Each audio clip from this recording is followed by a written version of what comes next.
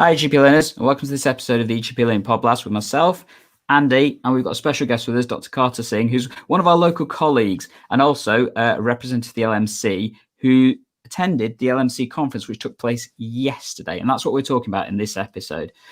So how are we doing, Carter? I'm good, thank you, Gandhi. Hi, Andy. Hi, good morning. I'm good too. So, as I said, we're talking about the LMC conference. So this was the England conference that took place yesterday. Slightly different in the fact that, as like many other things, it's virtual, which has been a bit of a difference in terms of the way that conferences typically happen.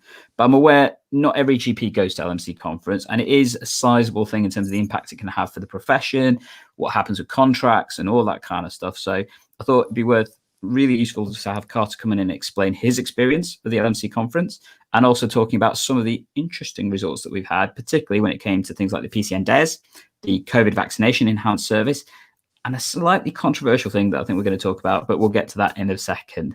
But handing over to you, Carter, tell us about the LMC conference. Thanks, Gandhi. Now, what usually happens I've been to conference. There's two conferences. There's the England conference and there's the UK conference. And I've been to a few England conferences now, and usually what happens is that each LMC from up and down the country select people to go to the conference, and so we all get together in a certain location, and ahead of the conference we are sent an agenda or schedule of business, and there's loads of different contemporary items on that agenda. And each LMC usually puts forward a motion on a particular topic, and then we all get together in a big conference hall in the conference itself, and we're given voting slips. So you get a green card and a red card, and each motion has little subheadings under it usually as well, and then you're asked to vote on it, and it's usually done electronically when we're there in person, and then all of these motions are either passed or rejected. And so that's in a nutshell what conference is about. It can seem quite daunting if you're a newbie and you've never been before, because there's loads of different things that you have to understand, like giving speaker slips in, so that ahead of each motion you can actually put a slip in, and you can talk on the topic either for or against the motion, and then taking all of that on board and taking all of the different opinions on board, the audience then vote on that matter. So for example, this one yesterday, there were loads of different topics. You can see from the agenda, it's about 100 pages long. You normally have introductions from the chair of the GPC England, and then you have different motions such as role of NHS England, digital first, core funding, NHS 111, the GP consultation, DDRB, chosen motions, sessional GPs part in it, ARRS, PCN funding, vaccination program. These are just some of the things that were discussed yesterday and voted upon. So it was a jam-packed agenda yesterday. Carter, can I ask a quick question? So I know that the two of you are quite involved with the LMC, and you've been to LMC conferences before, but I've never been, and I was just wondering. So there are votes at the LMC conference. I was just wondering, how do they translate into policy or contract change or negotiating positions? What's the connection between that and what actually happens for the profession? So I'm not 100% sure on the answer to that, Andy, but my understanding of it is that all of these motions that are passed or rejected, usually probably the ones that are passed, it will be quite nonsensical for a null hypothesis to be forwarded, but the ones that are passed are then given to the GPC, the negotiators, who negotiate on behalf of the profession, and they sit around the negotiating table with the powers that be, whether that be government, the Treasury, DOH, whoever it might be, and then take those forward, and hopefully they will then feed into forming and informing policy, hopefully.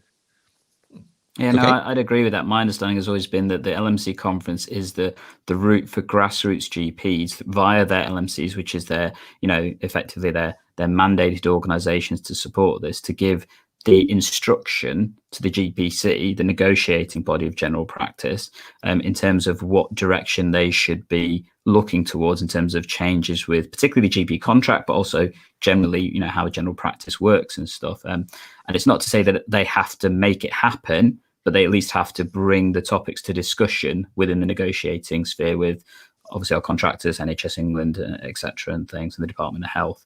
That's always been my understanding of it. Yeah, I think it's an opportunity for a bottom up approach, for grassroots opinion from those who are mandated or elected into the LMC to be, fed upwards through the chain, so it informs policy and decision making. Yeah.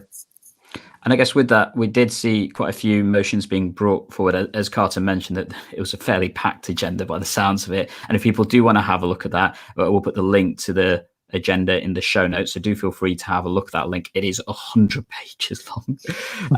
But we're going to cover a couple of them and potentially the big ones today. So I guess the first one that came to my mind when I had a look through some of the results, and actually people did have the opportunity to watch this one live as well, was about the PCN DES in particular. So, I mean, this has been covered in a lot of the GP media, Pulse Today and GP Online and that kind of stuff. But can you tell us a little bit about that particular motion, Carter? What number was that, Gandhi? I'm afraid I don't know. So I know they've all got weird numbers, and they never run in order either as well, do they? But I think it was to do with putting a vote to general practice about participation in the DES for next year in terms of contracting the negotiations and stuff. Right. Okay. Because as you can imagine, COVID was a massive part of the agenda yesterday. And I can't comment specifically on which one you're referring to because there's so many items under that agenda item for the PCN one. But what I can say is that on these issues, you'll have to look it up, Gandhi, in terms of which ones were passed, which ones weren't, because there's hundreds of them, so I can't say which ones were and weren't.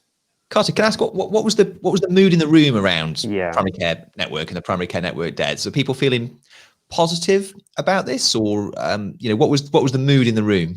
It was mixed. As you can imagine, there's always going to be two camps.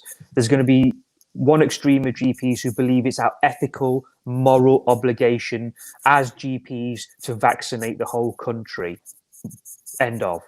Then you've got the other side, the other camp, the other end of the spectrum, which say, look, why should it be GPs fronting this and taking ownership and responsibility of it? It's a whole system approach. It's a collective endeavor. We're all in it together, and it should be a joined up approach to roll out the vaccination programs where GPs are a major part of the program, but not necessarily taking all ownership and responsibility for it. So you've always got those kind of two polarized views. And yesterday, the air of kind of responsibility, ethical and moral obligations, which sometimes override the contractual obligations, or sometimes have to go hand in hand with them, were vigorously discussed. And I spoke on this motion, or several of these motions as well yesterday, essentially outlining my views on it. So yeah, I mean, overall, I think all GPs want to play a major part in the rollout of this vaccination, but not at the expense of having to compromise core contractual obligations and to provide a high standard and high quality of care for their patients. And ultimately, we have to understand that this should be instead of, rather than as well as, everything we're already charged to do for our patients. So I believe that was motion 295, if I remember rightly, and that was by the apologies if I get this wrong, I think it was the Cambridge LMC that put that one forward. And there were five parts to that, wasn't it? Sorry, Gandhi, that's a slightly different one. So the 295 was in relation to the actual vaccination program, whereas the PCN ones were all in relation to the logistics of the rollout of the vaccination program and the kind of politics about who should be doing what, and the logistics and operational kind of sides and aspects of how it's going to be delivered. But yeah, 295 was relating to the vaccination program specifically. It was in 5 parts. And essentially the 5th part was referring to confidence in the GPC negotiators. Yeah, so all parts were passed except for the final part, part 5, which was a vote of confidence in this case for the GPC negotiators. Mm. And how was the mood in the room at that point? Because I guess a vote of confidence in the GPC negotiators isn't something that comes up often, I would imagine. It's not something that comes up often, and I think that the audience was split. I mean, it was very well debated. You had people who were saying that essentially the whole country is in a very difficult and challenging situation. So no matter how talented the negotiators, we are where we are with this situation, and essentially it's not so much fault of the GPC negotiators that we are where we're at. It's simply a case of this topic was thrashed out and negotiated ad nauseum, and essentially this is the best deal that we could get, and it's now a case of trying to actually work positively with our stakeholders and our partners collaboratively in trying to make this a success and vaccinate as many people as possible. But in terms of the no confidence vote, that wasn't supported. So essentially, there is confidence in the GPC negotiators. Well, at least that's what was voted on. True, and I guess from reading through some of the stuff, one of the things that I was aware of with that particular vote, so as you said, the motion was passed in terms of there being a vote of confidence in the GPC negotiators. I wonder if part of this came about of the way that the enhanced service was managed. So I know that many people in the GPC were told it was a direct enhanced service, and then it got changed to an enhanced service under special regulation so that it could be more adaptable because of the exceptional situation that we're in. But I think many people felt that that was an unusual thing to happen after the effect. And the fact that it was a 38% people said that they actually had or voted for saying they had no comment. So although the motion was passed, there was still an element that, a reasonable element that felt that confidence may not have been there. As you mentioned, it was, felt that there was confidence in the negotiating team, and it's a really challenging job and definitely not one I would ever wish to have. But I think there is definitely an element of the mood of general practice is a bit strained. Would you agree with that? I think you're right, Gandhi, and I think it does come down to the detail in the end. And when essentially, as a profession, you find out what you'll be doing tomorrow morning on the news headlines the night before, that almost kind of it almost undermines the trust that's given to us by powers that be. And we want to feel part of co-decision making. We really want to feel part of the decision making process rather than feel that we're being done to. Now, I mean, we have to think about the reality of this, and ultimately things like QOF, which were temporarily suspended when the first lockdown came about, but yet now in the second lockdown, when we're entering a flu season and we've got winter pressures, we're rolling out one of the biggest vaccination programs in history, we haven't been given that leeway or that headspace by the powers that be to say, look guys, why don't you temporarily suspend QOF until at least we get some semblance of normality in general practice, so we can free up some resources so you can actually concentrate on the task at hand. I mean, essentially, we all know that asking Mrs. Miggins to come down to the practice for her face-to-face consultation to get her systolic down from 142 down to 138 so we can tick the box that we've done QOF, because as we all know, points mean prizes. Do you think that minuscule level of risk reduction for Mrs. Miggins is justified in exposing her and our staff to the threat of developing COVID or contracting COVID and its complications? I don't think that's ethically and morally acceptable. And I personally think that we really need to be given the headspace and the wriggle room almost to be able to effectively deliver these services. And that was kind of like the sentiment in the room yesterday. And I called upon the chief negotiators of GPC in their negotiations to provide us with reassurances ASAP, not in mid-February or at the end of February when all the practices have done the work for QOF, but in the next 2 weeks, so that we can guarantee a resuspension of QOF with ring-fenced income. In other words, income based upon the practice's last year's achievements, and roll those forward so that we guaranteed that income so we can keep general practice running, because obviously that is one of the major income streams which are dwindling in general practice, which we still have. So to guarantee the income, but give us a break from QOF so that we can deliver this service and be fully part of it, rather than be ridiculed by the public as, or labelled or stigmatised as fat cat GP shirking their responsibility, and not honouring the GP rollout, the vaccination programme rollout. And obviously in this country we are very differing models. So locally, as you know, in Nottinghamshire, we've got the kind of the offer from the local authority where they spent millions of pounds and many months developing this local rollout, and yet this enhanced service that you mentioned doesn't really seem to dovetail with that rollout program. They need to be synergistic. They need to run side by side and complement one another, so that it makes our job easier in rolling the vaccination program out, rather than being at odds with one another. So, you know, yes, we do have a big part to play as GPs in rolling this vaccination program out, but it shouldn't just be about general practice. We should be one part, a major part, in the rollout of the vaccination program, but it should be resourced fairly and equitably, and it shouldn't be at the expense of compromising our patient care and quality of standards that we provide for our lists. Andy, I mean, that's a lot that we've heard. What are your thoughts? Because I know, particularly like you said, the LMC stuff is not something you're aware of fully. Yeah, it's not an area that I've become deeply involved in, like the two of you. Yeah, so I had a question, and it relates really to how these things are negotiated. Really, it's an area I'd just like to know a little bit more about. Currently, we've got a government that really plays hardball in negotiations, and you know you see this in other areas of geopolitics like Brexit and so forth, and other elements of how they've handled the COVID-19 situation.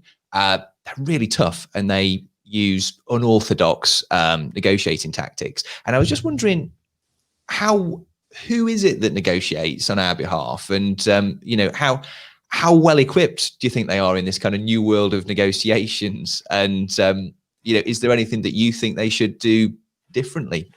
Even Carter. There you go. There's my question. That's a tricky one. Yeah. I think we have seen different tactics. So Carter mentioned the fact that we find out about what we're doing in the headlines, not through authorized channels. And that's even those on the other side sometimes. So I know even NHS England have been caught out by this themselves. So even though they're the people that general practice effectively is contracted by, you know, there have been comments that they've even felt, you know, caught out by some of the Department of Health making sweeping statements in, you know, the policy briefings that we all watch on TV at 5 o'clock and that kind of stuff that, you know, nobody was aware of. So there is a different kind of methodology the government seems to be using with COVID that in particular, how to tackle it. Well, yeah, like I said, I'm glad I don't have that job. Oral one-upsmanship. I don't know. Yeah.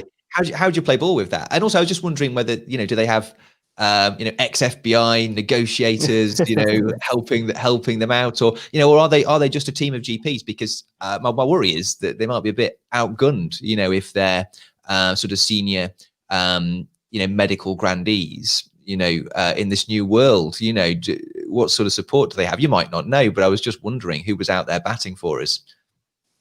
I agree, Andy. I think essentially these are very experienced GPs who have been, I believe, voted in by grassroots GPs.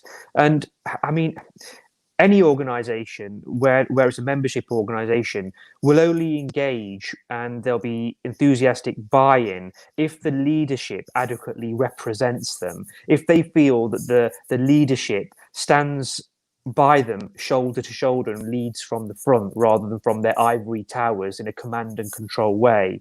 And essentially, you know, our negotiators need to be the ones who also we feel and have confidence in, that are you know, living, breathing, sweating, sleeping general practice like we do day in, day out, and have our fingers on the pulse of what matters to frontline coal-face GPs and have a real understanding how contemporary issues are relatively thwarting general practice and threatening the profession. And like I said earlier, we don't want to feel done to. We want to be really an active part in co-design and decision making. And so our negotiators also need to be on the front line with us so that they can adequately articulate our concerns across from the DOH or the Treasury when they're sitting at the negotiation table. And we need to have that trust in our negotiators as well. The last thing we want is to find out at the 11th hour that tomorrow we'll be rolling out a service which could be potentially a game-changing service, and we haven't planned or had that briefing or been involved in the decision making beforehand. It kind of undermines the trust or confidence that we have in our negotiators. But what I can say is that I know some of the negotiators who are negotiating on behalf of the profession, and they are, yes, these very senior GPs, but they are very well informed, and I do believe that they have an understanding of what general practice is going through at the moment. Mm-hmm. Wow. And I think, like I said, it's a job I hope I never have, because I don't think it's something I could do. And there is that element, I think, of many people criticizing and commenting on what people in senior positions do and how they do it. And I think there has to be the recognition that they are not easy jobs to do. And to do them effectively, you will never have an answer that is right for everybody.